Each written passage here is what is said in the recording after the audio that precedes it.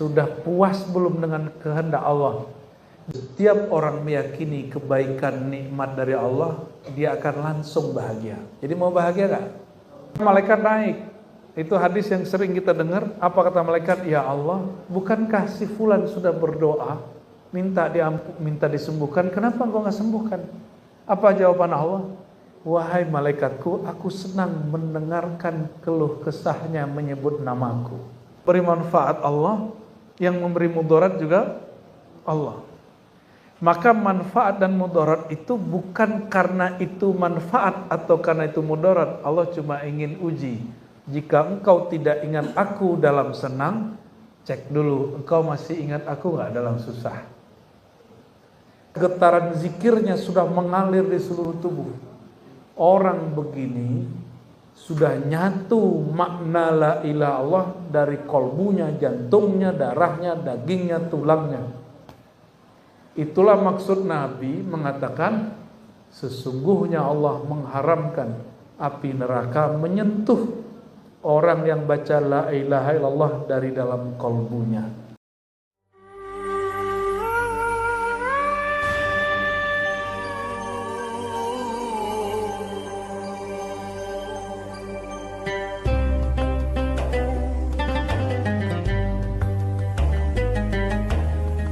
Syukur kepada Allah.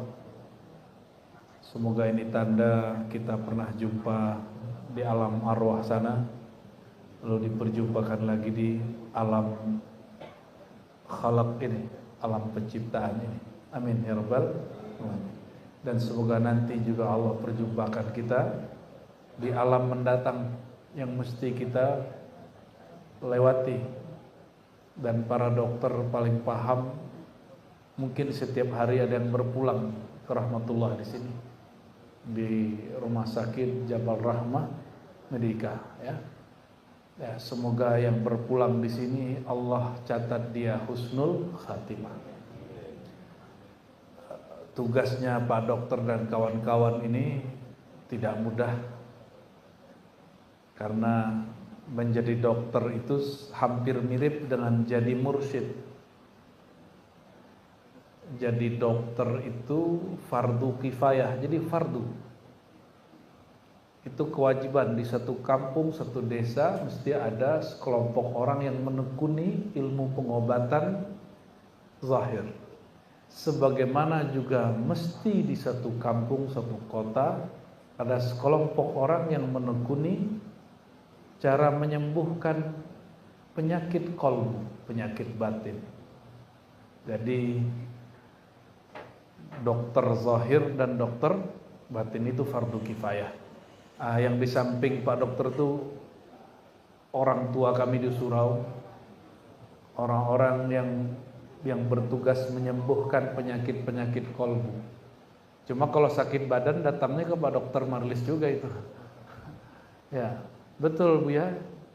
Nah, dan uniknya beliau ini berdua namanya sama. Ya. Abuya Syekh Rizwandi. Rizwan ya? Ya, sama. Gak tahu kapan janjiannya itu.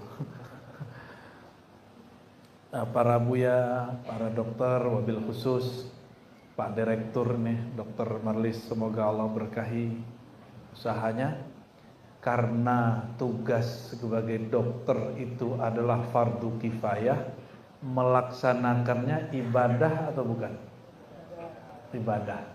Maka kepada insan medika saya menghimbau jadikan aktivitasnya sebagai ibadah.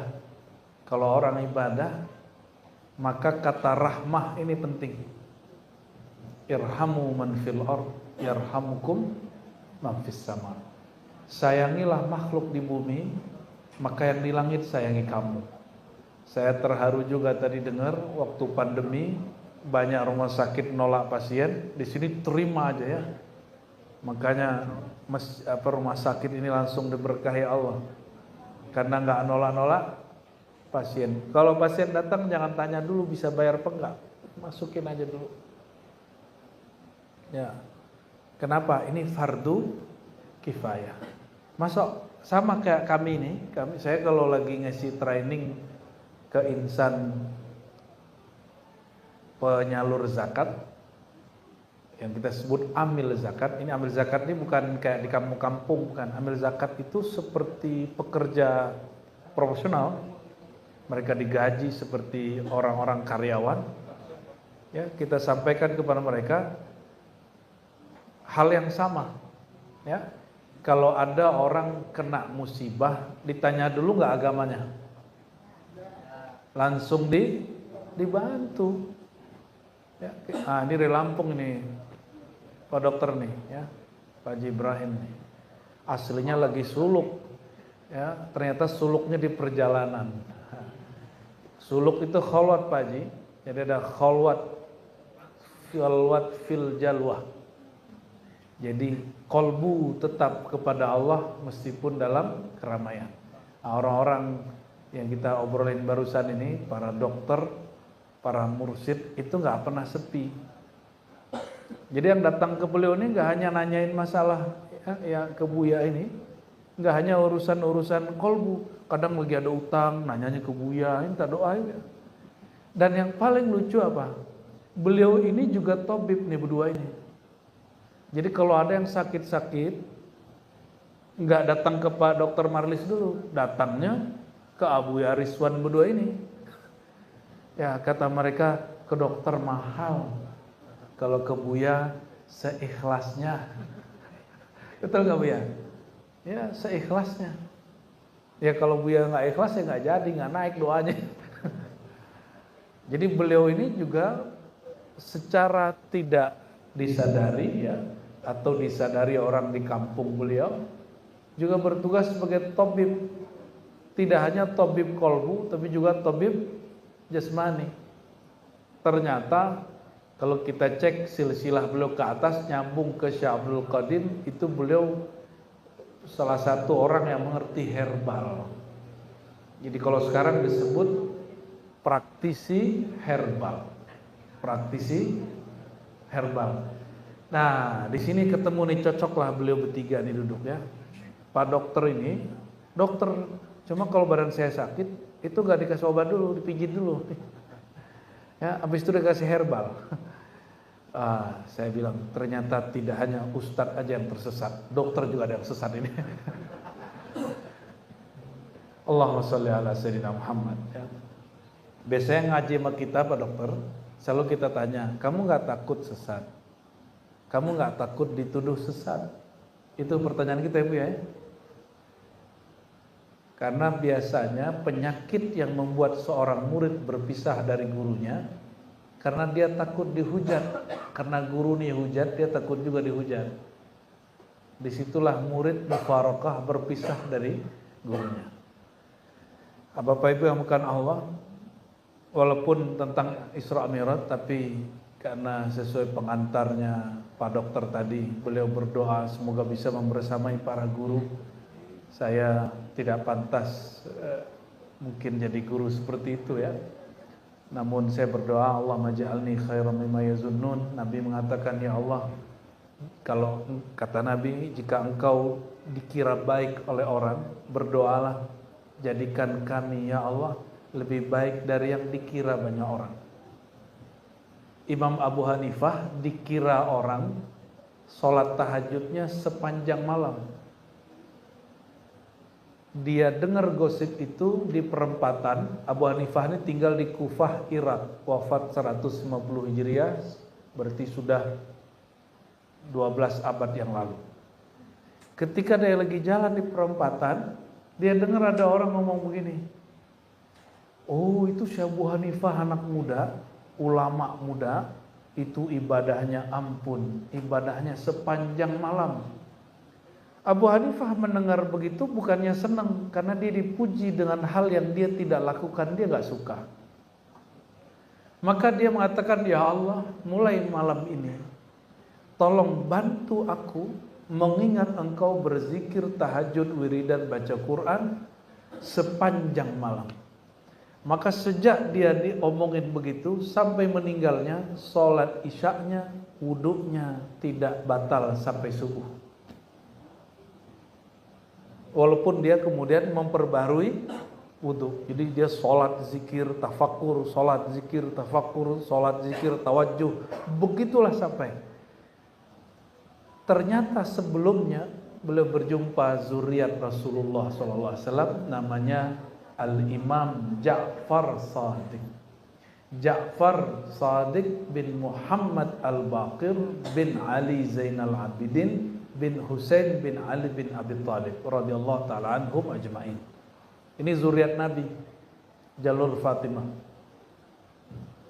Sayyidina Ja'far ini imam yang diyakini oleh kelompok Syiah imam mereka, tapi juga diyakini ulama Ahlus Sunnah imam mereka. Kita ini Ahlus Sunnah, kita juga nggak benci Syiah, cuma kita beda dengan Syiah. Kita tidak meyakini para imam, para guru itu suci.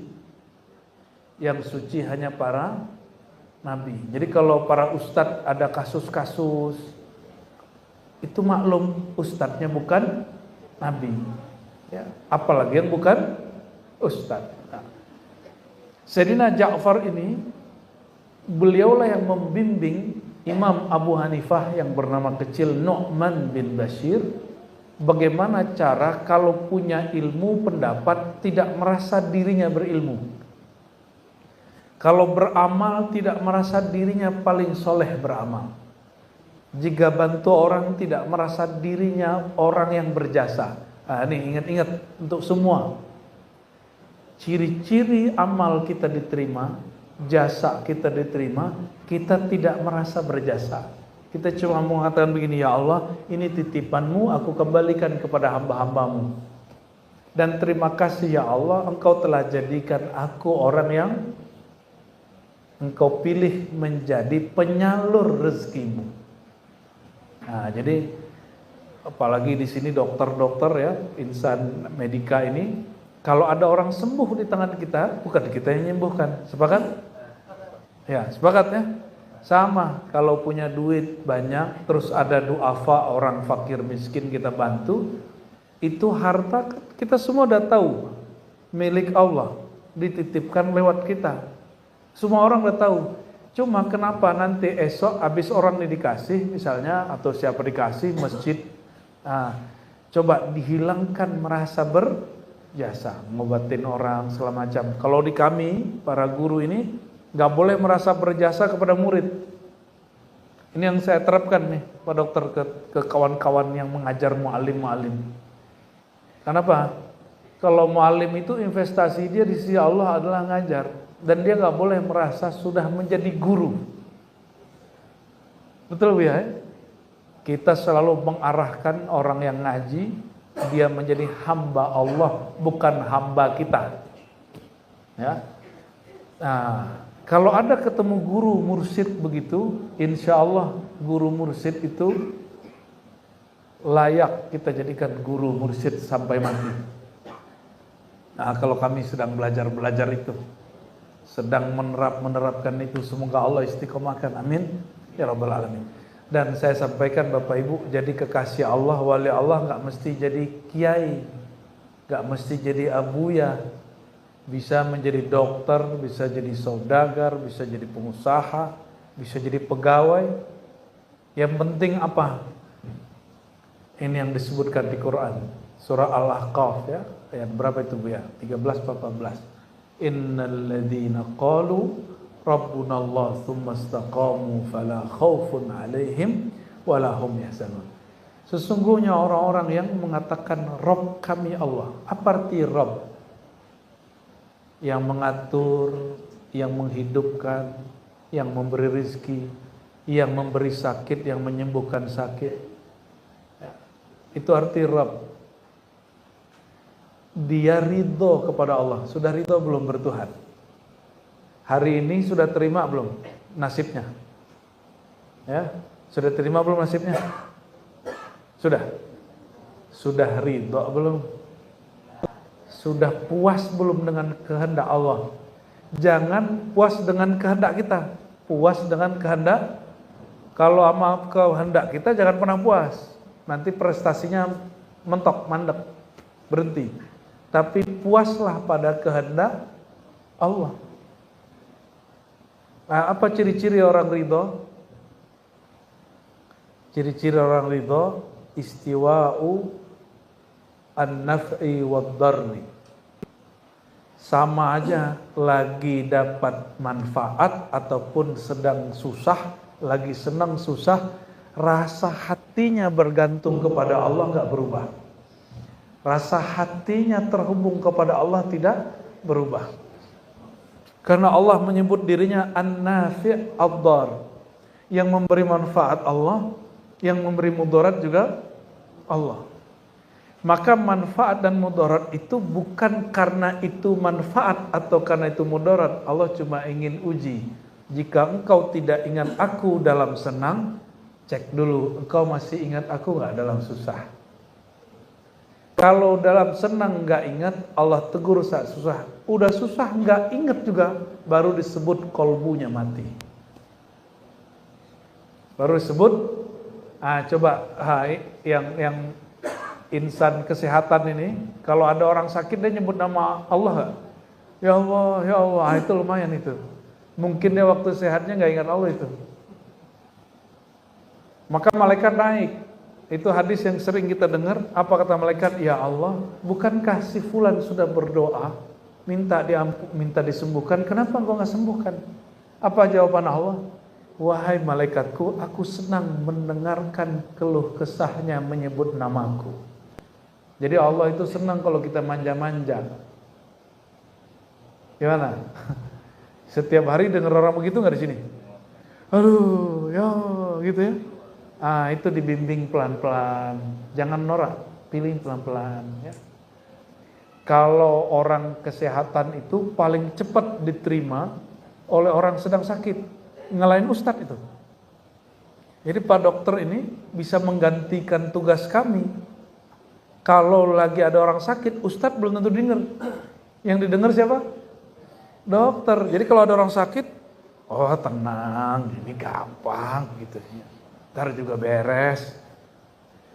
Kalau saya ngomong gitu, kamu sok tahu. Kamu kan dokter bukan dokter gitu. Nggak nyambung. Yang lucunya dosen kita dokter, ada orang sakit datang ke rumah. Ternyata orang itu salah paham. Dokter itu S3 Pak. Kalau dokter nyuntik otak. Ya kayak Bu Yaldom ini nyuntik otak orang gini ya. Gambar-gambar isi kepala orang. Kalau Pak Dokter nyuntik badan. Itu beda. Nah, orang-orang yang setiap hari dia mengalami senang atau susah, apakah senangnya mengingatkan dia kepada Allah atau dia ingatnya kalau susah? Saya mau tanya nih, sholatnya kalau bisa nangis pas lagi senang apa pas lagi susah? Ya udah, berarti dia kasih susah tiap hari ya, biar sholatnya khusyuk. Mau begitu? Jangan. Coba tadi kita kan ada orang akad nikah, itu ada yang nangis. Padahal akad nikah itu indah. Berarti tangis itu tidak selalu sedih. Ada namanya tangis bahagia. Ya, ada tangis bahagia. Yang pergi umroh pertama kali nangis nggak ngeliat Ka'bah? Itu sedih apa bahagia? Bahagia. Jadi nangis tuh gak mesti orangnya lagi bokeh ya. Maksud saya apa Bapak Ibu? Kita ini bisa ingat Allah lagi senang. Gimana caranya? Setiap mendapatkan kebaikan, iktikadkan, yakinkan bahwa kebaikan itu dari Allah. Ini berarti setiap orang meyakini kebaikan nikmat dari Allah, dia akan langsung bahagia. Jadi mau bahagia gak? Ya. Setiap pemberian yakini dari Allah. Ingin sengsara? Gampang. Setiap dapat musibah, jangan kemudian pahami itu bersumber dari Maha Pencipta. Salahin aja orang lain. Salahin sianu, nanti jadi hidupnya akan tambah rusuh. Oleh karenanya Imam Nota'illah As-Sakandari, ini sering kita baca di Hikam ya. Siapa yang tidak ingat saat ada nikmat, maka Allah akan ingatkan dia saat nikmat dicabut. Orang sehat itu nggak sadar dia sehat. Kapan dia sadar sehat? Kalau sudah jatuh sakit. Dalam hadis yang sering juga kita baca, ni'matani maghbudun fihima katsirun minan nas, hadis sahih Bukhari. Dua nikmat yang orang sering lalai. Ini kita semua sering lalai. Apa itu? As-sihhah wal faragh. Sehat dan waktu luang. Kita ini kayak sibuk, ternyata sibuk main handphone. Main handphone ini gak haram Pak, boleh. Tapi gunakan seperlunya. Masih ingat gak ada kelompok yang mengharamkan pakai tasbih? Nggak boleh zikir pakai tasbih. Ya, tapi pakai handphone boleh. Mana yang lebih bid'ah, pakai handphone atau pakai tasbih? Pakai handphone lah. Ini, maka gunakan handphone seperlunya, ngaji, komunikasi yang baik. Kalau udah mulai gosip di grup, keluar. Ya, sekarang itu mau jadi tukang gibah gampang, masuk grup yang banyak gibahnya. Gibah itu sederhana, walaupun itu realita, kita omongin orangnya nggak seneng, itu namanya gibah. Kan ini real, emang kalau real itu gibah, kalau nggak real namanya fitnah atau tuhmah bahasa Arabnya. Saudara-saudariku yang mengasihi Allah, maka Ibnu Athaillah mengatakan, jika engkau hendak ingin mengikat nikmat Allah, ikatlah dengan tali syukur. Syukur itu bukan ngomong alhamdulillah. Syukur itu, ya, Imam Qushairi ditanya apa makna syukur? An ta'rif anna ar-razik al-mu'ti an-nafi' ad-dar huwa Allah. Engkau meyakini, melihat, merasakan bahwa yang memberi manfaat, mudarat, memberi nikmat adalah Allah. Nah, itu yang disebut syukur. Itu syukur rukun pertama. Orang non muslim sekarang bisa baca alhamdulillah nggak? Dia sudah bersyukur belum? Itu ibarat syukur, bukan syukurnya. Mohon maaf nih, ini abang-abang nih, kakak-kakak nih sering nggak ngomong sama temennya, say gitu, I love you. Cuma kalau dia ngomong orang nggak percaya. Sering ngomong sayang ke temannya, tapi itu maksudnya bukan sayang-sayang apa. Bagi orang ini, dia ngomong nggak dari hati. Syukur itu ketika kolbu sadar bahwa yang memberi nikmat dia Allah, itu bersyukur. Baru dibaca alhamdulillah dengan lisannya. Jadi bukan alhamdulillah itu syukur, itu namanya menyebut alham. Jadi menyebut alhamdulillah dengan zikir alhamdulillah lain. Kalau nyebut-nyebut, mungkin YouTube kita lebih dulu masuk surga. Ya, sekarang tuh ada zikir alhamdulillah non-stop 24 jam, ada. Zikir takbir la ilaha illallah, tahlil non-stop 24 jam, ada nggak? Kayaknya YouTube kita duluan masuk surga. Ya. Miftahul jannah la ilaha, kunci surga itu ketika orang meyakini tiada yang berkuasa, tiada yang berkehendak, tiada yang menghidupkan, tiada yang menyembuhkan kecuali Allah. Itu kunci surga. Jadi sebenarnya orang-orang sakit itu dia sedang megang kunci surga. Sedang megang, dan termasuk para dokter dan semua yang bekerja di dunia kesehatan, jika dia meyakini pemberi kesehatan itu Allah, dia sedang megang. Jadi ada la ilaha illallah zikir, ada la ilaha illallah faham. Kalau la ilaha illallah zikir baca 100 kali, 165 kali, 70.000 kali. Yang paling permanen, yang paling abadi itu faham, keyakinan. Maka Bapak Ibu saudara-saudariku, tugas kita tidak hanya menyebut-nyebut, berzikir, tapi tugas kita adalah Nah, ini saya ulang-ulang, mungkin nggak tahu udah 1000 kali kita ngulang ya. Fa'lam annahu la ilaha illallah. Fa'lam dulu baru la ilaha. Fa'lam artinya ilmuilah tentang dia, ilmuilah tentang la ilaha illallah. Jangan baca dulu, ilmui dulu, belajar dulu apa makna la ilaha illallah, bagaimana cara baca la ilaha illallah yang tepat, sehingga kita berhak yang disebut Nabi SAW. Siapa yang baca la ilah dari kolbunya, Allah haramkan jasadnya dari neraka. Udah gitu belum? Nah, oleh Imam As-Sanusi dan Ad-Dusuki, apa kata beliau? Jika orang membaca zikir la ilaha illallah itu dengan kolbunya, kolbu itu berkait dengan jantung. Jantung bergetar, mengalirlah kemudian seluruh darah dan yang punya rasa bertuhan itu ke seluruh tubuh, ke daging, ke pembuluh darah, semuanya. Sehingga rasa bertuhannya mulai dari ubun-ubun sampai ujung kaki. Kenapa? Rasa getaran zikirnya sudah mengalir di seluruh tubuh. Orang begini sudah nyatu makna la ilaha illallah dari kolbunya, jantungnya, darahnya, dagingnya, tulangnya. Itulah maksud Nabi mengatakan sesungguhnya Allah mengharamkan api neraka menyentuh orang yang baca la ilaha illallah dari dalam kolbunya. Nah, inilah yang disebut di Quran tadi, innalladzina qalu rabbunallah, sesungguhnya orang yang berkata Rabb kami Allah dengan kolbunya. Dengan apa? Summastaqamu, enggak cukup yakin, enggak cukup paham. Ini banyak orang ini sudah cukup paham tapi itu udah enggak sholat. Udah paham habis itu udah enggak mau lagi beribadah. Enggak cukup. Ada kalimat summastaqamu.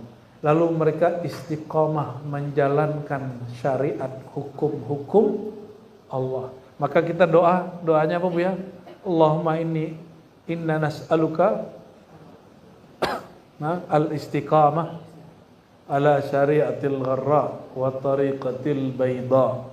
Ya Allah, berilah kami ya taubat. Allahumma inna nas'aluka taubata, terimalah taubat kami dan anugerahi kami al-istiqamah, usaha yang terus-menerus untuk tegar menjalankan ajaran syariat Nabi Muhammad SAW dan menjalani tariqah orang-orang yang mengikuti Sayyidina Muhammad SAW. Nah, itu doanya. Apa kemudian janji Allah di ujung ayat? Fala khaufun alaihim wala hum yahzanun. Ingin bahagia? Enggak ingin ada was-was hidupnya? Mikirin masa depan? Pengen? Coba lakukan dua ini. Mantapkan rasa bertuhan, istiqomahkan menjalankan syariat. Maka la khaufun, tidak ada gelisah, tidak ada lagi rasa sedih di dalam diri. Dan bahkan dijamin di ayat setelahnya, ulaika ashabul jannah, mereka sudah dicap sebagai ahli surga, khalidina fiha, selama-lamanya, ya, jazaa'an bima kanu ya'malun, sebagai reward, rasa Allah memberi apresiasi karena mereka sudah berpaham dengan baik dan istiqomah. Oleh karena itu Pak Dokter dan kawan-kawan baik yang bekerja di dunia kedokteran ataupun yang tamu dari luar dan kawan-kawan rombongan, ilmu kita nggak tinggi-tinggi amat, yang penting ilmu kita menghantarkan kepada rasa bertuhan. Ya, rasa apa? Rasa bertuhan. Allahnya tidak pernah jauh, tapi rasa kepada Allahnya mungkin masih jauh. Benar gak? Allah sudah tahu belum nasib kita hari ini, esok, dan lusa? Terus kenapa gelisah? Ya? Kenapa kepikiran? Ya, itu bukan untuk difikirkan, ya, bukan untuk difikirkan. Ya, takdir itu untuk dijalani. Nah, kalau mau dipikirin, yang diobjekkan objek-objek pikiran. Nah, barangkali itu Bapak Ibu. Semoga dua hal tadi, rasa bertuhan, ilmu bertuhan disebut juga ma'rifatullah, lalu usahanya disebut istiqomah. Istiqomah ini ujungnya belajar tentang ilmu qalbu dan belajar ilmu syariat, insya Allah menghilangkan rasa galau, menghilangkan rasa keluh kesah, dan dipastikan masuk surga. Ya, amin ya rabbal alamin. Oh, nanti ada yang ngomong tuh ya, oh saya nggak perlu surga, saya langsung ketemu Allah aja. Lah, ketemu Allah itu di surga, bro. Ya, kita ini rindu surga bukan karena surga kawin-kawin sama bidadari. Di sini aja kawinnya. Kita rindu surga karena di surga itu jumpa dengan Allah. Kalau nggak itu kita nggak rindu sama surga. Untuk apa juga masuk surga nggak ketemu yang punya. Ya, wallahu a'lam bishawab. Barangkali itu Pak Dokter. Ya, saya kalau ceramah walaupun capek hilang capeknya. Yang capek itu yang dengerin. Ya, ya. Karena setelah ini kami ada agenda lagi ke Pimpeh. Ya, tapi sebelum jam 2:30 masih ada 10 menit. Nah, ada yang mau ditanya dulu 10 menit? Kayaknya udah kenyang ya. Udah ahli sorga semua nih kayaknya nih. Kabar gembiranya nama kita ada di sorga. Tapi kabar buruknya nama kalian juga ada di neraka. Nggak pakai kita, kalian. Nah, masalahnya nama mana nih nanti yang dihapus nih? Yang di sorga apa yang di neraka? Pak Dokter ada pertanyaan? Silakan. Ya, khususon dah. Apa pertanyaannya?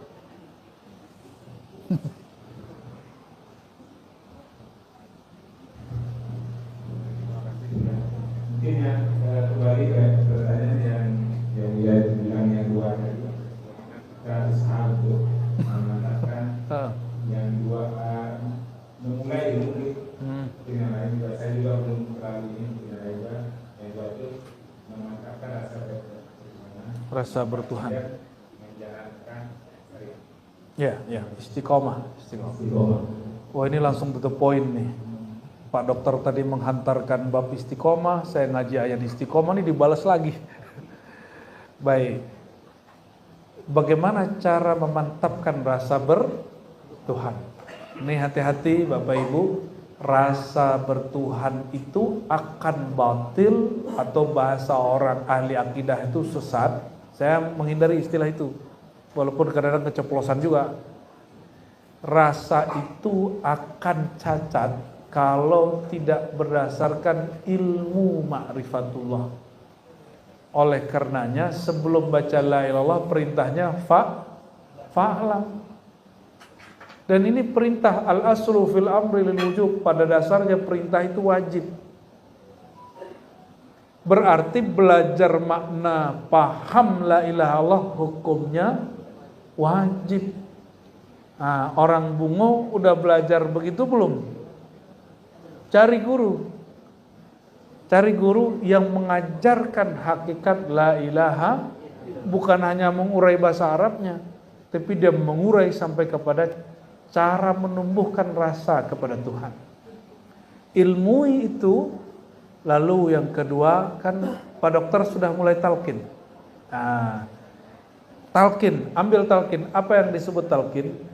Talqin itu belajar bimbingan la ilaha Allah dari zahir lisan, dilatih supaya masuk ke dalam qalbu. Waktu talqin ada rasa bergetar nggak Pak Dokter? Itu getaran nggak akan hilang sampai mati, kecuali Pak Dokter inkar dengan ilmu ini. Itu yang disebut di Quran, idza dzukirallah, jika disebut nama Allah bergetar qalbunya, dan itu mustahil tanpa talqin zikir. Jadi talqin itu guru membacakan, nanti murid ngikutin. Ya. Bukan baca dengar dari YouTube terus ikutin, enggak, beda. Mesti ketemu zahir, ketemu fisik. Nggak bisa belajar zikir lewat sosial media. Jadi kalau fa'lam, ketahuilah, carilah orang yang tahu. Fas'alu ahla dzikri. Cari orang yang tahu itu, lalu belajar darinya. Kalau ikutin surat Al-Fajr, fadkhuli fi ibadi, bergabunglah, masuklah ke dalam golongan hamba-hambaku.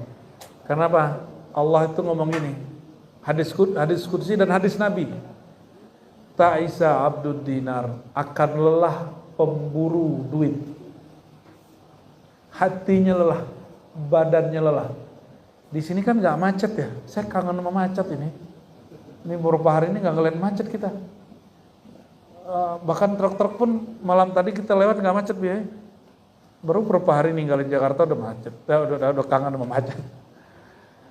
Orang kalau di Jakarta itu kerja berangkat pagi, habis subuh, pulangnya sebelum tidur. Ya, baru nyampe di rumah jam 10, jam 9, kalau bisa nyampe maghrib itu hebat. Dia berangkat, anaknya belum bangun, dia pulang, anaknya pun kadang belum, udah tidur. Lelah. Kadang-kadang ninggalin sebulan, 2 bulan, 3 bulan. Lelah. Kalau hanya mencari duit. Maka niatkan cari duit itu bukan sekedar duit. Duit itu alat. Nah, kesalahan manusia itu hari ini menjadikan alat sebagai tujuan. Duit itu alat untuk sedekah, alat pergi haji, alat bantu orang. Nah, coba niatkan begitu. Maka Nabi mengatakan, ya, wallahu fi aunil abdi ma kana al abdu fi auni akhi. Mau dibantu Allah tidak? Maka bantu saudaranya. Allah pasti dan selalu membersamai hambanya, membantu hambanya selama si hamba bantu saudaranya. Dan saya lihat para insan medika, mereka membantu orang. Coba tujuannya gaji aja atau emang khidmat? Coba dimulai dari hari ini, sampaikan kepada kawan-kawan kita. Niatkan ini berkhidmat, membantu saudara sesama manusia. Nanti dia nggak akan ngitung-ngitung. Orang begitulah yang disebut sungguh-sungguh. Dan dia nggak transaksional sama atasannya pasti senang, pasti orang dipromosiin terus, naik. Betuhan juga begitu, itu yang disebut istiqomah. Ya, jadi ilmui, cari ahli zikirnya, ahli ma'rifatnya, lalu bergabung dengan mereka, jangan misah-misah. Ya, jangan misah. Dalam hadis Tirmizi disebutkan orang hebat kalau sendiri kayak kucing. Tapi kalau kucing, kambing rame-rame lebih hebat dari singa. Ya, yaqubal furqah, begitu dalam hadisnya. Hindarilah perpecahan. Pecah itu di kolbu. Ini sebagai contoh. Masjid ini bukan masjid ya. Rumah sakit ini bisa maju karena dokternya nyatu, bukan? Ya. Maka satu pergerakan akan nyatu kalau akan maju kalau orang-orangnya nyatu. Ya. Gitu, semoga bisa dapat ditangkap Pak Dokter. Ini saya ngomongnya sudah mulai ngelantur ini. Karena sudah mulai 2:30 dan kurang tidur. Kalau kurang tidur kita kebalik-balik, maju jadi satu jadi maju, Bu ya. Atas jadi bawah jadi atas, kepala jadi kaki jadi kepala. Barangkali itu dari kami Bapak Ibu. Insya Allah ke depan kita akan agendakan lagi rihlah. Cuma mungkin ke depan gak bawa banyak orang, kasihan Pak Dokter terbebani. Ya. Kita cukupkan dengan kafarah majelis. Subhanakallahumma bika asyhadu an la ilaha illa anta astaghfiruka wa atubu ilaik. Ila ruhin Nabi sallallahu alaihi wasallam wa li jami'il atibba wa jami'il mardah, kepada semua para dokter, semua orang yang sakit, semua orang yang bekerja di sini, dan semua orang yang berkhidmat di sini, kita kirimkan suratul Fatihah. Bismillahirrahmanirrahim. Siratal ladzina an'amta 'alaihim waladdallin. Amin. Rabbana atina fid dunya hasanah wa fil akhirati hasanah wa qina adzabannar. Walhamdulillahirabbil alamin.